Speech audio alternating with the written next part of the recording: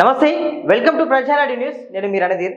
ఆరుగాలం కష్టపడి వరిని పండిస్తే రైతు అమ్ముకునేటప్పుడు ఎంత ఇబ్బంది పడుతున్నారో మనం చూస్తున్నాం. కళ్ళల్లో ఇప్పటికీ కూడా వరి ధాన్యం కుప్పలు కుప్పలుగా ఉంది. అధికారులు వస్తున్నారు, ప్రజాప్రతినిధులు వస్తున్నారు, ఫోటోలకు ఫోజులు ఇస్తున్నారు, పేపర్లలో పడుతున్నారు, టీవీలలో వస్తున్నారు, చెప్తున్నారు. వచ్చి ఏం చెప్తున్నారు? ఒక్క తరుగు, ఒక్క కిలో కాదు, ఒక గ్రాము కూడా తరుగు పెడితే ఊరుకునే ప్రసక్తి లేదని ఎమ్మెల్యేలు చెప్తున్నారు, మంత్రులు చెప్తున్నారు, అటు పైన ఉన్నటువంటి రేవంత్ రెడ్డి కూడా చెప్తున్నారు. మరి అన్నీ చెప్పినా కూడా అక్కడ జరిగేది ఏదో జరుగుతూనే ఉన్నది. తరుగు పేరుతో మోసం జరుగుతూ ఉన్నది. రైతులను పట్టించుకునే నాదుడే కరువైనటువంటి పరిస్థితి మనకు కండ్లకు కట్టినట్లు గ్రౌండ్ లెవెల్లో కనబడుతుంది. అందుకే మనం ఈరోజు మంచి టాపిక్ని తీసుకున్నాం. ఏమిటంటే, ఇంకా కళ్ళాల్లోనే వరి ధాన్యం తరుగు పేరుతో భారీ మోసం. తెలంగాణలో అసలు ఏం జరుగుతుంది అనేటువంటి దాన్ని రైతు చెమటతో పండించిన ధాన్యానికి తరుగు కాదు, న్యాయం కావాలి. తరుగు పేరుతో కోతలు వద్దు, రైతుకు న్యాయం చేయడమే ముఖ్యమైన లక్ష్యమైనటువంటి ఒక బ్యానర్ ఐటంతో మీ ముందుకు రావడం జరిగింది. మరి నిజంగా మీరు ఒకసారి రైతన్నలారా మీరు ఒకసారి కామెంట్ చేయండి, మీ అభిప్రాయాన్ని తెలపండి. నిజంగా రైతులను మోసం చేస్తున్నారా ఆ యొక్క కళ్ళల్లో కానీ, అదేవిధంగా ఇటు రైస్ మిల్లర్లు అనేది కూడా ఒక విషయం చెప్పండి. రైతు కళాలలో ఐకేపీ సెంటర్ వాళ్ళు ఎట్లా ఉంది, మరి నిజంగా తరుగు తీస్తున్నారా లేదా అనేటువంటి అభిప్రాయాన్ని కూడా చెప్పండి. ఇంకా ఎలాంటి మార్పులను ప్రభుత్వం తీసుకురావాలో కూడా మీ అభిప్రాయాన్ని కూడా ఒకసారి కామెంట్ రూపంలో తెలియజేయండి. నిజంగా ఇప్పటికే కూడా ఇది జూన్ 6వ తారీఖు, ఇంకొక కొన్ని రోజులు అయితే ఆల్రెడీ ఇప్పటికీ వర్షాకాలానికి సంబంధించి నారును కూడా రైతులంతా కూడా పోసుకుంటున్నారు. కొంతమంది నారు మడిని సిద్ధం చేసుకుంటున్నారు. అయినా కూడా ఎక్కడ వరి కాళ్ళాల్లో ఎక్కడ వేసిన గొంగడి అక్కడే అన్నట్లుగా వరి ధాన్యం అనేది కుప్పలు కుప్పలుగా ఉండిపోయింది. ప్రభుత్వం చెప్తుంది ప్రతి ఒక్కరు కొంటున్నాం. ఇప్పుడేమో మళ్ళీ వర్షాలు పడుతూ ఉన్నాయి. ఆల్రెడీ వర్షాకాలం స్టార్ట్ అయింది. మొన్న అకాల వర్షం వచ్చింది. మన ఇటు మామిడి రైతులు నష్టపోయిన, ఇటు వడ్లు వేసినటువంటి రైతులు నష్టపోయిన, అందరు నష్టపోయిన. పేరుకే రైతును రాజు చేయడం లక్ష్యమని ముందుకు వెళ్తున్నారు. కానీ ఇప్పటికీ కూడా వరి ధాన్యం కుప్పలు కుప్పలుగా ఉంది. మళ్ళా వర్షం పడితే కూడా టార్పాలీలు లేవు, బార్దాన్లు మామూలు పరదాలు లేవు. మళ్ళీ టైంకు బార్దాన్ని కూడా ఇవ్వరు.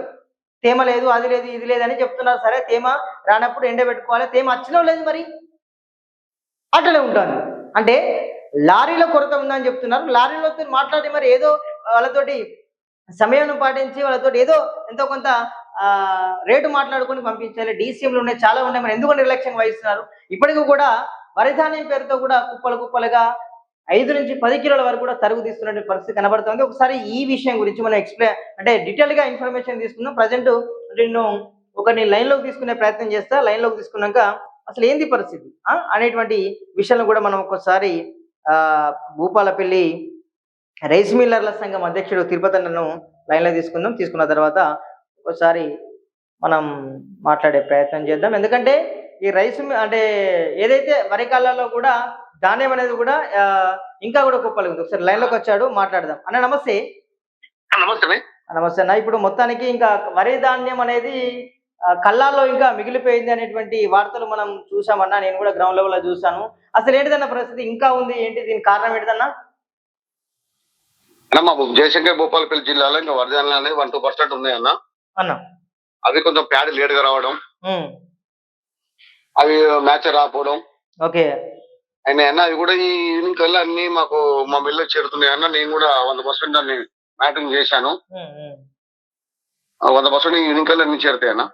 ఓకే. అంటే మామూలుగా వరి ధాన్యాన్ని ఎలాంటి కోతలు లేకుండా చూడాలని ఇటు యంత్రాంగం, అధికార యంత్రాంగం అటు రేవంత్ రెడ్డి గారి నుంచి కూడా మొదలు పెడితే ఇక్కడ ఎమ్మెల్యేల వరకు కూడా ఆదేశాలు ఇవ్వడం జరిగింది. కానీ ప్రస్తుతం గ్రౌండ్ లెవెల్ ఏం జరుగుతుందంటే దాదాపు 5 నుంచి 10 కేజీల వరకు కూడా ధాన్యం అనేది తరుగు తీస్తున్నటువంటి పరిస్థితి కనబడుతుందని రైతులు లబోదివ్వమంటున్నారు. అంటే దీనిపైన ఏం చెప్తున్నారు అన్న? 100% మేము జయశంకర్ భూపాలపల్లి జిల్లాలో వచ్చేసి అన్న, మేము మా స్థానిక ఎమ్మెల్యే గారి ఆదేశాల మేరకు మేము 0 ఖర్చు కటింగ్ అన్న. మేము కటింగ్ లేకుండా మేము దించుకునే ప్రయత్నం చేసినాం. 100% అలాగే దించుకున్నాం ఇప్పటి వరకు కూడా. కాకుండా కొంతమంది మమ్మల్ని ప్రచారం చేస్తున్నారు, అది తప్పు కన్నా. మేము 100% అన్న 0 కటింగ్ లేకుండా రైతులను ఇబ్బంది పెట్టకుండా, నేను ఒక రైతు బిడ్డగా కూడా అందరికి మాక్సిమం జిల్లా లెవెల్ అందరికి మా మిల్లకు కాంటాక్ట్ చేసి దించుకో ప్రయత్నం చేసిన దించుకున్న అదే విధంగా అన్న. అది మా ఎమ్మెల్యే గారికి తెలుసు అన్న. అంటే వర్షాకాలం సమీపిస్తుంది. మామూలుగా మొన్న కూడా అడపదడప వర్షాలు పడ్డాయి, ఎందుకంటే కొంచెం అనుకోకుండా వర్షాలు పడ్డాయి. అప్పటికి కూడా రైతులకు కళ్ళల్లో కూడా కనీస సదుపాయాలు కూడా లేవనేటువంటి పరిస్థితి, కొన్ని ధాన్యం కూడా తడిసినటువంటి పరిస్థితి అన్న. వాటిని కొనుగోలు చేస్తున్నారన్న, కొనుగోలు చేస్తారా మీరు? అన్న ప్రతి గింజ లాస్ట్ గింజ వరకు తడిచినా గానీ మేము తీసుకుని నిన్నటి నుండి కూడా మొన్న వర్షం తడిచిన మరి బియ్యం వడ్లు కూడా మేము తీసుకోవడం జరిగిందన్న. ఓకే. రైతులు ఇబ్బంది పెట్టద్దని. సరే మళ్ళీ సెంట్రల్ వచ్చే సదుపాయం విషయం అయితే మా సంబంధంగా మా విషయం కాదన్నది. అది సెంట్రల్ లో ఇన్ఛార్జ్ల విషయం, డిఎస్ఓ డిఎం గారు చెప్పాల్సిన సమాధానం అన్న. నేను దిగుమతి విషయంలో ఎక్కడ ప్రాబ్లం లేకుండా మా గండ్ర సత్యనారాయణ ఎమ్మెల్యే గారి ఆదేశం మేరకు ఎక్కడ కూడా రైతులు ఇబ్బంది పెట్టకుండా నేను తీసుకోవడం జరిగిందన్న. ఓకే. మామూలుగా మీ రైస్ మిల్లర్లతోటి ఎప్పటికప్పుడు అధికార యంత్రాంగం అంటే అప్రమత్తం చేస్తుందన్న, రైతులను ఇలా ఇబ్బంది పెట్టద్దు, రైతులకు అన్ని విధాల సహకారాలు అందించాలని చెప్తా ఉంది ఎప్పటికీ? ఎవరి 1 or 2 days 3 days కోసం రివ్యూ మీటింగ్ పెడుతున్నాను. మా కలెక్టర్ గారు, అడిషనల్ కలెక్టర్ గారు, మా డిఎస్ఓ డిఎం గారు ఆదేశం మేరకు మీటింగ్ పెడుతున్నాను. మమ్మల్ని అందరూ అది చేస్తున్నా. ఆ రకంగా మేము ఫాలో చేయడం వల్లే ఈ రోజు సక్సెస్ చేయగలిగినాం అన్న. గింజ లేకుండా తడిసిన గింజ కూడా తీసుకోగలిగినాం. ఓకే. కొన్ని చోట్ల ఇంకా కూడా ఉన్నాయండి, మామూలుగా మీ భూపాలపల్లి కాకుండా స్టేట్ లెవెల్లో కూడా చాలా మటుకు ధాన్యం అనేది ఉందన్న. కొన్ని మెట్రిక్ టన్నుల వరకు కూడా ఇంకా ధాన్యంని రైస్ మిల్లర్లకు తరలించలేదు. అంటే ప్రధానంగా ఏం కారణమై ఉంటుందన్న దీని విషయంలో? అన్న వాస్తవం చెప్పాలంటే అన్న, మా సరే స్టేట్ వైడ్ గా చెప్పడానికి కాకపోయినప్పటికీ కూడా నేను మా జిల్లా వరకు వచ్చేస్తే మా ఎమ్మెల్యే గారి ఆదేశం మేరకు, మా కలెక్టర్ గారి ఆదేశం మేరకు 100% మేము తీసుకోగలిగినాం. వేరే సీట్లు అన్నా అక్కడ ఉన్న పరిస్థితులను బట్టి, ఆడ ఉన్న వేళను బట్టి లేట్ కావచ్చు. అది కూడా 1-2 days లో క్లియర్ అయితే నేను అనుకుంటున్నా. మనకు వర్షాలు కూడా సోమవారం వస్తాయని మాకు ఆదేశం ఇచ్చారు, మా మెసేజ్ లో పెట్టారు. సోమవారం ఋతుపవనాలు దిగినాయి, కేరళకు వచ్చినాయి, మనకు సోమవారం అందే అవకాశం ఉందన్నారు.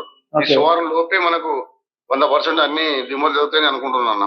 అంటే మొత్తానికి అయితే ఇప్పుడు ఓన్లీ వరి ధాన్యం సన్నధాన్యం మీరు పర్చేజ్ చేసేది ఎట్లా? మేము రైస్ మిల్లు బయలుకి వచ్చే దొడ్డు ఇచ్చినామన్నా, రైస్ సన్నాయి ఇచ్చామన్నా, ఇచ్చినాం. వాస్తవం మా ప్రాబ్లం చాలా ఉన్నాయి. ఇప్పుడు సందర్భంగా చెప్పడానికి దీనికి వేరే నేను చెప్పదలుచుకున్నా. కొన్ని మీ సమస్య ఏంటిదన్న, మాక్సిమం మీ సమస్య ఏమిటి అంటే మామూలుగా ఈ విషయంలో రైస్ మిల్లర్ల తరపున? అన్న మా రైస్ మిల్లర్ సమస్య చాలా ఉన్నాయన్న, చెప్పుకోవడానికి ఇప్పుడు ఈ టైం కూడా జరగకపోవచ్చు. అఫ్కోర్స్ అయినా తిరిగి మీరు అడుగుతున్నా చెప్తున్నా. మీరు అడిగినందుకు చాలా సంతోషం, మీ ధన్యవాదాలు. మీ ఛానల్ కి, మీ న్యూస్ కి చాలా ధన్యవాదాలు అన్న. మేము అవటం రాదన్నా, మేము 100 సార్లు మేము ఆ స్టేట్ బాడీ చెప్పాం, చెప్పాం.